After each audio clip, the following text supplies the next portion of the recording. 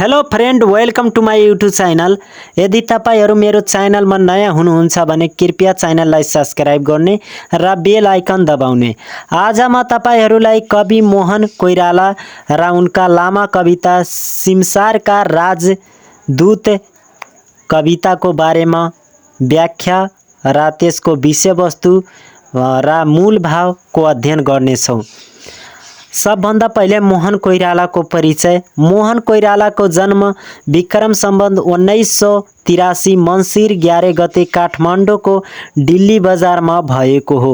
उनी नेपाली साहित्यका प्रयोगवादी धारामा देखा परेका कवि हुन्। उनीको जन्मकुण्डलीको नाम अंकार प्रसाद कोइराला हो। उनी नेपाली साहित्यमा मोहन कोइरालाका नामले परिचित र सुप्रसिद्ध भएका छन्। उनीले कुनै पनि औपचारिक शिक्षा नलिई उनी स्वयं अध्ययनबाट ज्ञान आर्जन गरेका हुन्। कवि मोहन कोइरालाले 2003 सालदेखि नेपाली साहित्यमा कलम चलाउन थालेका हुन्। उनीको 2007 सालमा बुझिसके शीर्षक कविता शारदा पत्रिकामा सर्वप्रथम प्रकाशन भएको थियो र उनीको आजको दृष्टिमा उनीको धेरै कविता गजलहरू नयाँ गजल कविताहरू बजारमा उपलब्ध छन् र किताबहरूमा पनि आइरहेका छन्। अब हामीले धेरै देर नगरेर सिमसारका राजदूतका परिचय, त्यसको विषयवस्तु र परिचयतिर लगाउँ। सिमसारका राजदूत कवि मोहन कोइरालाको 60 वर्षीय कविता यात्राको नवीनतम र प्रयोगको तलुनीय उचाइ प्राप्त गर्ने सफल कृति हो। यो गजपथमा पुग्दा निराखिएको कवि व्यक्तित्व यस काव्यसम्म आइपुग्दा निश्चित उचाइ प्रदान गर्ने सफल भएका छन्। उनीले सिमसारका राजदूत सफल कवि बन्न पुगेछन् र चितवन राष्ट्र निकुञ्जको आयोजनामा भएको वन साहित्यिक समारोह गएका बेला उनीले 20,000 ताल र अन्य सिमसार क्षेत्रको अवलोकन गरेका रहेछन्। त्यसैकै प्रभाव स्वरूप सिमसार र सिमसारसँग सम्बन्धित वृक्ष, वनस्पति, चराचुरुङ्गी, काटी पतङ्ग र विभिन्न प्राणीहरूको अस्तित्वका रक्षा निम्ति यस काव्यको रचना गरेका कुरा कविकोले भूमिका खेलेका छन्। मैले एउटा काव्य लेख्ने विचार गरेको छु। आधा अधै भयो होला, अरू 6-7 महिना लाग्छ भनेर यस नेपाली तराई स्थित कुनै थारू गाउँमा एउटा ठुलो पोखरी हुन्छ। त्यो कमन सिंह र अर्को कुनै चौधरी थरका पात्र हुन्छन्। त्यो पोखरीमा विभिन्न जात र रङका चराचुरुङ्गी टाढा टाढादेखि आउने गर्छन्। एकजनाले त्यो ठाउँलाई स्वर्ग बनाउन चाहन्छन् र अर्को जनाले पोखरीलाई आफ्नो कब्जामा लिएर चराचुरुङ्गीलाई मार्ने बन्धन गरिएका छन्। के अन्तमा उदारताको विजय हुन्छ? के यस्तो विषयमा काव्य रचना हुन सक्ला? कविको भावनामा जागेको नवीन स्वरूपको यो सिमसारका राजदूत काव्यको रचना पुरा गरी तर यसलाई उनीले प्रकाशन गर्ने भएनन् र जीवनको उत्तरीय बिरामी भएका कारण आधा जसो घर र आधा जसो अस्पतालमा समय बिताएका कोइरालाले रोगसँग लडेर अस्पतालको शय्यामा सुतेर लेखेर सम्म सकेको तर डिका तान्ने र एक पटक पढ्ने सम्म नभएका उल्लेख छ। यो कविता कविले एकदमै बिरामी लथालिङ्ग परेको अवस्थामा यो कविता चाहिँ अस्पतालको बेडमा सुतेको समयमा लेखेका हुन्। उनीले चाहिँ पङ्क्तिको चाहिँ माथि चाहिँ आफ्नो त्यो धर्का तान्न सकेका थिएनन् र उनी चाहिँ त्यो कवितालाई एकचोटि पढ्नै पाएका थिएनन्। उनीले जीवनदेखि इच्छा डाक्टर गोविन्दराज भट्टराईले प्रकाशन गरी पुरा गरेका छन्। उनीको इच्छा चाहिँ गोविन्द राजले चाहिँ के गरेका छन्, पुरा गरेका छन्। यो काव्य कोइरालाको निधीपछि विक्रम सम्वत 2065 सालमा काव्यात्मक स्वरूपमा देखिएको हो। यसमा मानव र पंक्षी समूहलाई मात्र बनाएर चराचुरुङ्गीका निम्ति स्वतन्त्र पर्क निर्माणको परिकल्पना प्रस्तुत गरिएको छ। स्वतन्त्रता र लोकतन्त्रताको प्रतीक स्वरूप पंक्षी समुदाय र सिमसार क्षेत्रलाई लिएको छ। वातावरणीय असन्तुलन चुल्याउँदै गएको वातावरण वर्तमान समयमा चाहिँ सिमसार क्षेत्रको संरक्षण वातावरण सन्तुलनको मुख्य आधार मानेर कविले चाहिँ यो कवितालाई लेखेका हुन्।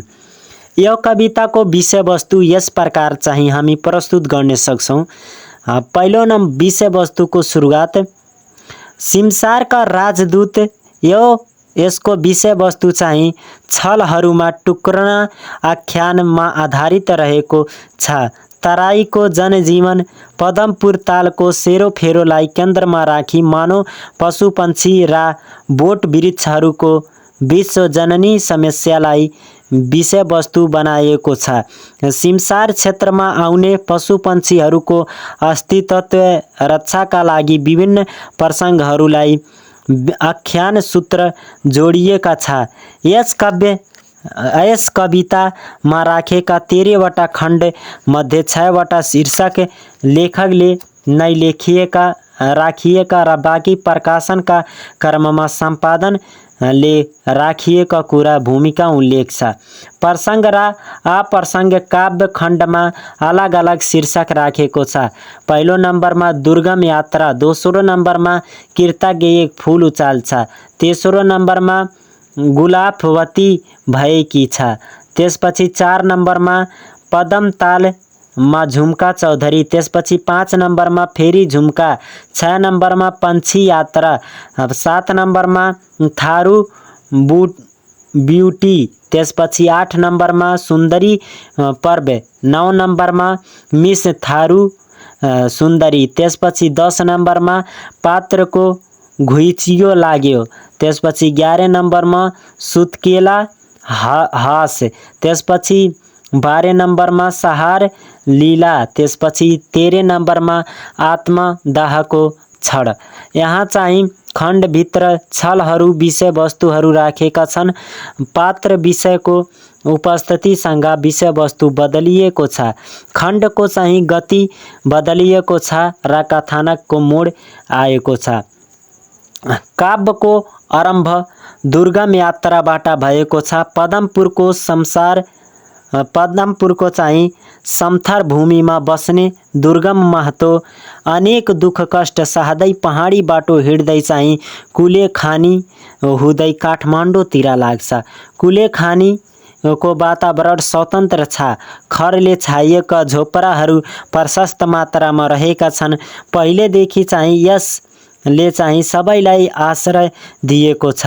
बाटोमा हिँड्ने जो कोही बस्ने पाउँछ र माछाको बाँच्ने अधिकार खोसिए दिन्छ। दुर्गम महतो त्यही कुलखेनीको बाटो भएर जान्छ।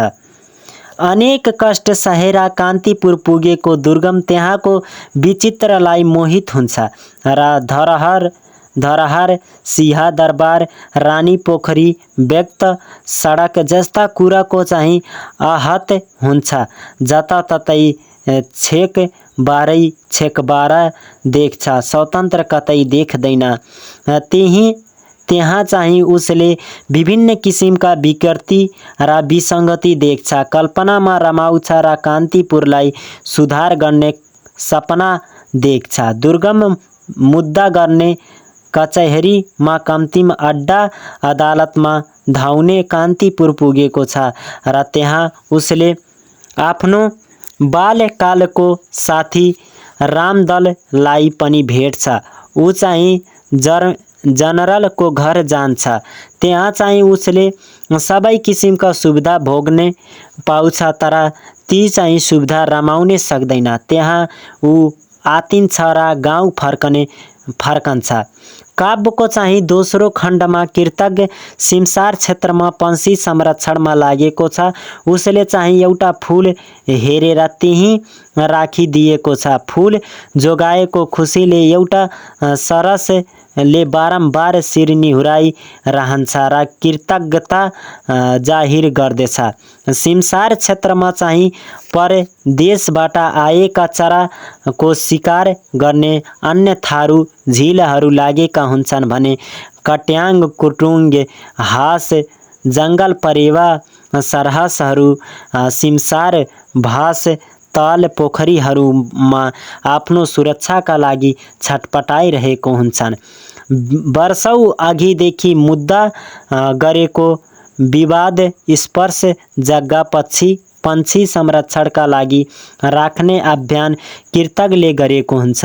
दुर्गम सो जग्गा आफ्नो बनाएर त्यहीँ चाहिँ आएका चराहरूको शिकार गरी आर्थिक लाभ लिन चाहन्छ र दुर्गम चाहिँ कृतज्ञ चौधरीले त्यहाँ चाहिँ सिमसार क्षेत्र बनाएर पदमपुरतालमा सबै चरालाई एकजुट पारी देश विदेशका सबै चरालाई जोगाउने कुरामा चाहिँ के हुन्छ, मुद्दा चल्छ।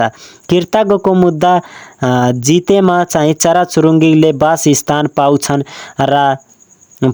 उनीहरूको चाहिँ पनि जित हुन्छ। दुर्गमको मुद्दा जित्दा चराहरू मर्छन्। दुर्गम चाहिँ यदि मुद्दा जित्छ भने त्यो चाहिँ चराहरू मर्छन्। थारू जात जम्मै शिकारी हुन्छन्। झिल्लै बैसडौ हुँदैनन्, झिल्लै एकतिरै लिँदैनन्। जब प्रथम पल्ट पदम पोखरीमा परदेशी चरा बस्यो, पानीमा बसेका चराचुरुङ्गीले उसका परिवर्तन ल्यायो। मरेका, घाइते भएका, भयभीत भएका देख्दा दया लाग्यो कृतज्ञ भित्र। अब जित छ, अब जिताउँछु, चराचुरुङ्गीको मुद्दा जिताउँछु। दुर्गम त चरालाई चाहिँ रैती सम्झन्छ, कमलारी सम्झन्छ। मुद्दा कृतज्ञले हेर्नु, चराले चाहिँ हेर्नु हो र चराले जित्नु भनेको चाहिँ कृतज्ञले जित्नु हो र त्यो मुद्दा हार्छ भने कृतज्ञले नै हार्नु हो र त्यो चरा नै हार्नु हो भनेको कुरालाई प्रस्तुत गरेका छन्। तेस्रो खण्डमा चाहिँ गुलाफवती भएकी छ। दुर्गमले जनरलबाट चाहिँ अग्रगरांशी सहित पाएकी सुकुमेलासँग सम्बन्धित छ। दुर्गम मातो गाउँले हो। उसका 4वटी स्वास्नी छन् र जेठी स्वास्नी लदबदे तरकारी साधने सिपालु छे र माइली स्वास्नी रक्सी पकाउने, साइली स्वास्नी हाँसको परिकार बनाउने सिपालु छिन्। कान्छी गुलाफवती दुर्गमकी प्यारी छे र छडिक भरको मुख सुखमा रमाउँदा दरबारमा चाहिँ रखैटी राख्ने पुगेकी गुलाफवतीलाई दुर्गमले पत्नीका रूपमा लिएर गाउँमा आफ्ना हुकम देखाउने थालेको छ। सिमसार क्षेत्र जग्गा आफ्नो बनाउनेका लागि गुलाफवतीको माध्यमबाट राणा जनरलसँग सम्बन्धित जोडिएको छ। जनरलको आडमा आफ्नो सम्बेसी अधिकार र हुकुम कायम गर्ने चाहन्छ। कृतज्ञलाई नगदे जिन्सी जे चाहन्छ पनि दिने मन्जुर भए मुद्दा नगर्ने आग्रह गर्छ। यदि सम्म पनि गुलाफवतीलाई पाए कृतज्ञको मुद्दा नगर्ने भए ऊ पनि दिन चाहन्छ, तर चाहिँ कृतज्ञ मुद्दा नगर्ने पंक्षी हुँदैन र मुद्दा चलिरहन्छ। कृतज्ञले तारिख र कचेहरी धाइ रहन्छ तर दुर्गम भने गुलाफवतीका कारणले गर्दा ऊ चाहिँ घरैमा बसेको हुन्छ। उसले चाहिँ केही नगरे गुलाफवतीको छोराको गुलाफवतीको चाहिँ बुबा जनरलको कारणबाट उनी चाहिँ एकदमै के हुन्छ एकदमै चाहिँ बलियो भइहाल्छ। गुलाबवतीको छोराको नाम कुमार हो। गुलाबवतीको छोराको नाम कुमार हो। कुमारले चाहिँ कुमार महतो राखिएको छ। ऊ चाहिँ गोरो भएकोले गाउँले शङ्का गर्छन्। त्यो चाहिँ जवाब भन्छ अस्पतालमा जन्मेकोले त्यो चाहिँ सुई हानेर चाहिँ कालो गोरो बनाइन्छ। गोरो कालो बनाइन्छ भने गाउँहरूलाई पत्याउँछ। दुर्गम महतोले चाहिँ गाउँहरूलाई पत्याउँछ कि त्यो मेरो छोरा हो। त्यसलाई अस्पतालमा चाहिँ सुई लगाएर त्यसलाई गोरो गरेका छन्। दुर्गम गाउँमा आफ्नो चाहिँ कमी कमजोरी छिपाइरहेको हुन्छ। उद्गार व्यवहार गर्ने थाल्छ। जनरलका सहायताले चाहिँ बेलायतमा पढ्ने कुमार फर्कने फुलबाउती छोरो कुमारको बिहे गर्ने बेला हुन्छ। जनरल कर्नल कुमारलाई छोरी दिने तडफ मजड गर्छ र गुलाबवती जनरलको पूर्ण हिमचिम बढ्छ। यो चाहिँ कुरा जेठी जनरलीले सहनै सक्दैन र जनरल गुलाबवती 4 भान्जा सबै भान्ज्याङ घुमाउँछ। जेठी जनरली सरही रिसाउँछिन्। पदम तालमा चाहिँ झुम्का चौधरी मा कृतज्ञकी छोरी झुम्का चौधरीको आगमन भएको छ। साइबेरिया टेक्सासबाट हुल चराहरू पदम तालमा आइरहन्छन्। विदेशबाट आउने मान्छेलाई होटलमा राख्छन् तर चरालाई कुनै वास्ता गर्दैनन्। लाज मालिकले बस्छन् भने सक्ला तर कृतज्ञ चाहिँ चरालाई त्यसो भन्ने कुरा भाषामा पाउँदैन। कृतज्ञले पंक्षी गाउँले नलाग्नु भनेर चाहिँ दुर्गम चिन्ता भएको रहेछ। कृतज्ञ पंक्षीको लागि सिमसारको सुरक्षित स्थल ठान्छ। पदम तालको क्षेत्र बढाओस् भन्ने उसले चाहिँ चाहने रहन्छ र शिवाचारसँग खुलोस् भने विश्वको चाहिँ सङ्घर्ष जित्ने कृतज्ञले सोच्छ। फेरि चाहिँ झुम्का भारतमा आधुनिक शिक्षा पाएकी झुम्का योजना चर्चा गरेको हो। इन्टरनेटका माध्यमले विश्वमा चाहिँ गतिविधि थाहा पाएकी झुम्का पदम ताल वरिपरि चरा हस्पिटल खोल्ने पंक्षीलाई सुरक्षित पार्नेको लागि झुम्काले चाहिँ आफ्नो बुबाबाट भन्छ र त्यसलाई खोल्ने कुरा भन्छन्। होनहार प्रतिभा दुईतिर चाहिँ निशानीमा परेका छन्। गाउँ चाहिँ ध्वस्त भएको छ। जता हेरौँ त्यतै चाहिँ भयानक स्थिति उत्पन्न भएको छ। जनयुद्ध मानिसले त्रास उत्पन्न गराएको छ। 6ठौँ खण्डमा पंक्षी यात्रा मा सिमसार क्षेत्रमा विभिन्न महादेशहरूसँग आश्रय लिई पशु पंक्षी आइरहेका छन् र कृतज्ञ चाहिँ मुद्दा कचेहरी धाइरहन्छ। छिटोभन्दा छिटो मुद्दा टुङ्गने लागोस् भन्ने चाहन्छ। चराले प्रशस्त आएका हुने चराको चाहिँ शिकार गरी पैसा कमाउने अवसर दुर्गमले चाहिँ मिलाएको हुन्छ। शिकारीले हानेका गोली मटेर्याङ्गा लागि चराचुरुङ्गीलाई अङ्ग प्रत्यङ्गलाई भ्याचिन्छ र उपचारका लागि सिवास चलेको छ। चराको सुरक्षाको लागि रबर्ट मैकपर्टन बसेको छ। ऊ चाहिँ असहाय पंक्षीहरूको लागि सेवा प्रदान गरिरहेको छ। एक्लै चाहिँ कृतज्ञ चौधरी प्रयास हुँदैन। पंक्षीमाथि चाहिँ ठुलो अत्याचार। एक दिन हुरीको पदमपुरको ताल सिवार भ्याताङ्ग भएको चराको चाहिँ विनाश हुने गइरहेको छ भन्ने कुरा भन्छ र सुन्दरी पूर्वमा चाहिँ वीरेन्द्र अन्तर्राष्ट्रिय सम्मेलन केन्द्रमा हुने सुन्दरी प्रतियोगिताको वरण हुन्छ र त्यसमा चाहिँ विवाहित उमेर नपुगेका बाल विधवा सहभागी हुन नपाउने सम्मेलन छोरी भएका नभएका कुरालाई चुक्क चाखिएका छन् र थारू समुदायमा युवतीहरू भाग लिन पाउने भएका छन्। जित्नेलाई चाहिँ 5 लाख पुरस्कार दिने प्रोत्साहन गर्ने कुरालाई भएको छ। थारू ब्युटीमा चाहिँ थारू सुन्दरी प्रतियोगिता भएको छ। सुन्दरी प्रतियोगितामा झुम्काले पनि भाग लिएका छिन्। उनी आमा कुन्ती झुम्का को विषयमा चिन्तित हुन्छन् र झुम्का जित्ने हो कि जित्दैन भनेर विभिन्न चाहिँ पूजा पाठहरू गरिरहेका हुन्छन् र मिस थरुई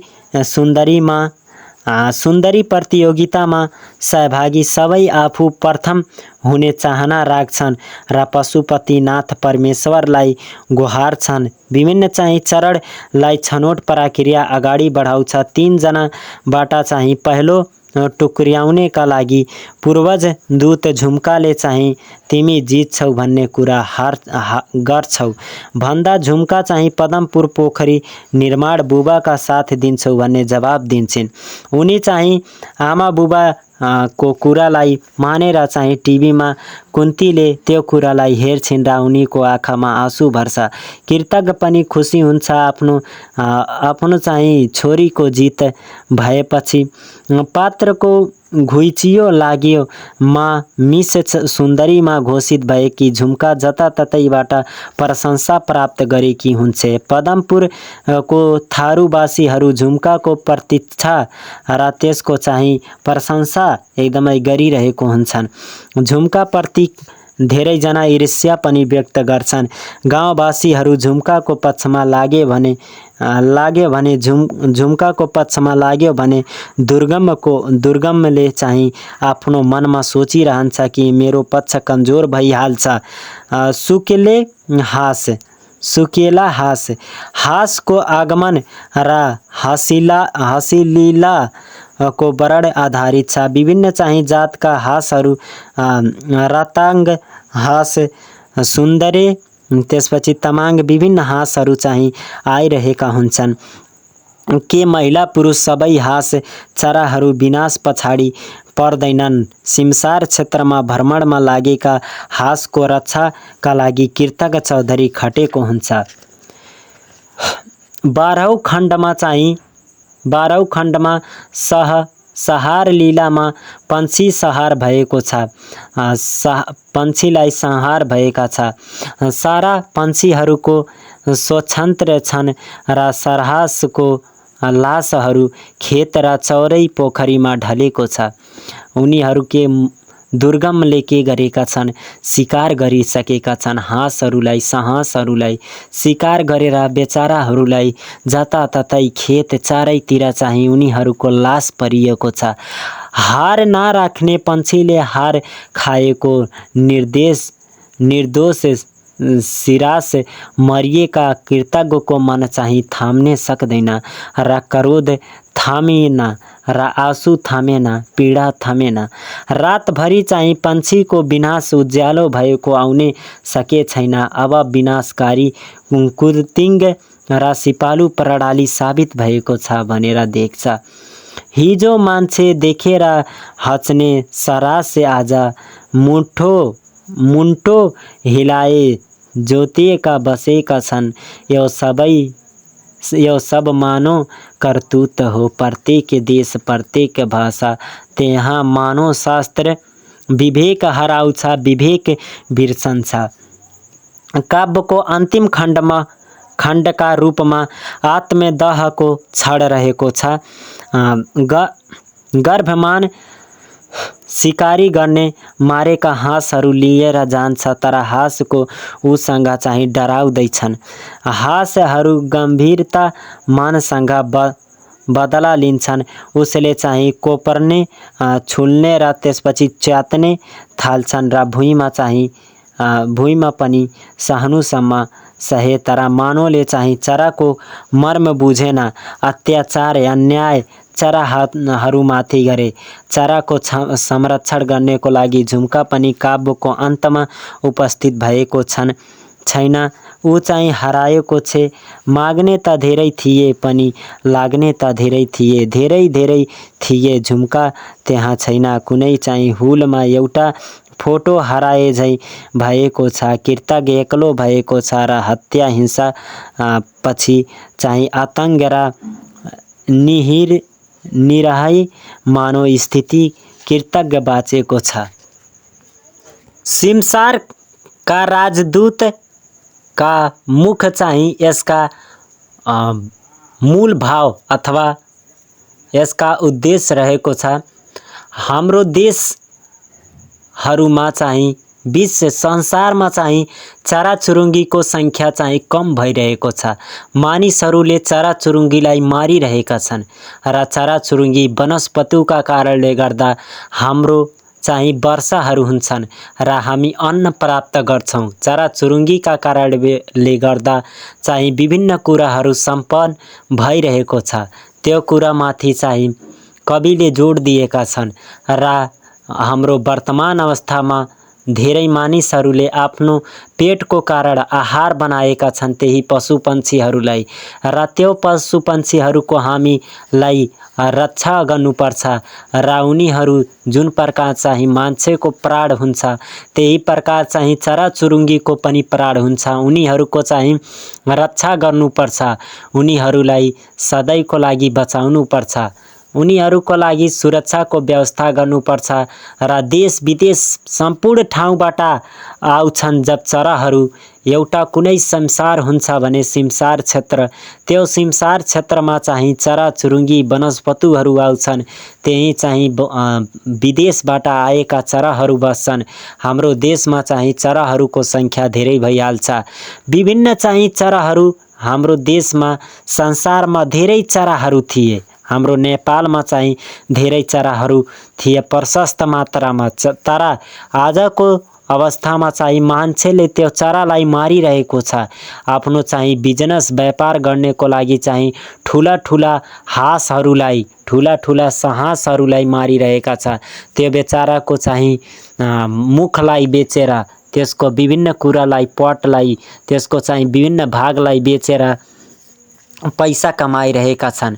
ती चाहिँ मानिसहरूको मानवता ती मानिसका चाहिँ कुदृष्टता, अत्याचारिताप्रति कविले चाहिँ व्यङ्ग प्रहार गरेका छन्। कविको चाहिँ मूल कुरा रहेको छ कि हाम्रो देशमा सिमसार क्षेत्र हुनुपर्छ र त्यो सिमसार क्षेत्रमा देश विदेशका सबै ठाउँका चाहिँ चराचुरुङ्गीको सुरक्षाको लागि हामीले सिमसारको व्यवस्था गर्नुपर्छ र चराचुरुङ्गीलाई वास्तवमा मार्नु हुँदैन।